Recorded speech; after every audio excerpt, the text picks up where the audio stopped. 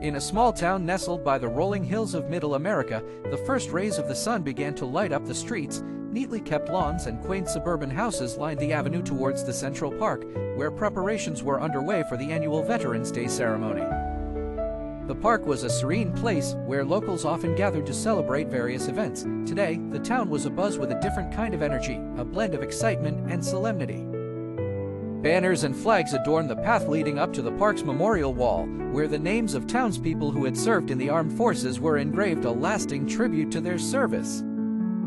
Among those arriving at the park was Joe Martin, a World War II veteran who had made it a point to attend the ceremony every year.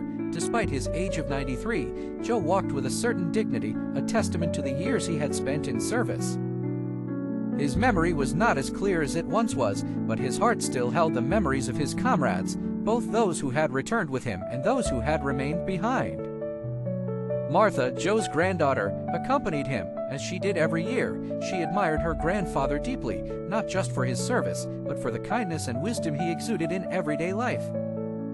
Martha, a history teacher, was passionate about ensuring that the stories of veterans were told and remembered. She saw it as her duty to pass down these stories to the next generation. As they approached the memorial, they were greeted by Mayor Linda Thompson, who had personally taken it upon herself to help organize the event. Aware of the changing times and the need to engage the younger community, she had decided to incorporate something new into the day's agenda. This year, for the first time, the local school choir would perform a special piece, blending traditional songs with a narrative inspired by local veteran stories.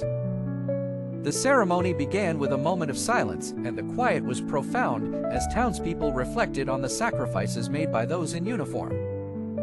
Following this, the school choir took the stage. Their voices soared, harmonizing beautifully, while a recorded narration, featuring excerpts from interviews with local veterans, played over the speaker system. The townspeople listened intently as snippets of history came to life through the music and words. Joe found himself transported back to those days of camaraderie and bravery, his heart full as he witnessed the legacy of his and his comrades' stories being honored so thoughtfully.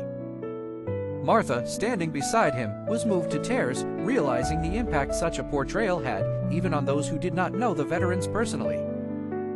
As the ceremony wound down, there was a sense of unity among the townspeople. Veterans from various generations gathered, sharing stories and memories. Young children approached Joe and other veterans, asking questions and listening eagerly to tales of courage and resilience.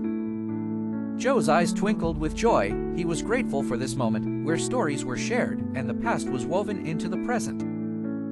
That Veterans Day, the ceremony not only honored those who served but successfully bridged the gap between generations. For Joe and many others, it reaffirmed the importance of remembrance and the power of storytelling in keeping the memories of all who served alive.